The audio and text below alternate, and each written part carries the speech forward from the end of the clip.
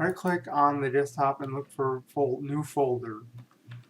Type in MP3 CD or MP3 Player Music.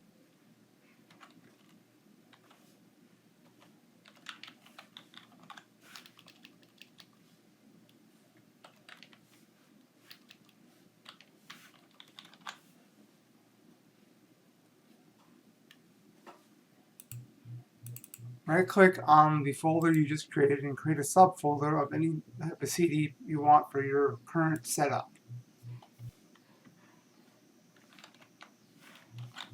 For this example, type in the first folder for your setup.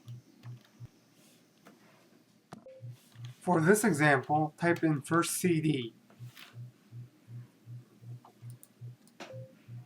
Once you have the CD folders created for your setup, close that out, open up your CD burning program, and select the option for MP3 CD.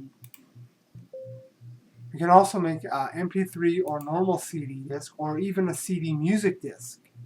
Once you have opened your program, go to the search for files or folders that you want to choose for your MP3 setup. Once you have done that, click on Rip CD, and you can put your CDs into the CD player of your drive or optional USB one or whatever you have on your setup to rip the CDs and get the music you want for your MP3 player.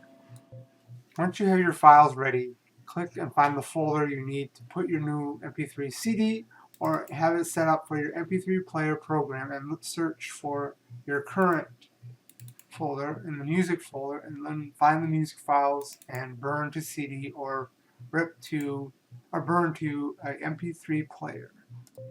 Click on the option where it says to make the type of files you want for your particular MP3 CD or MP3 player.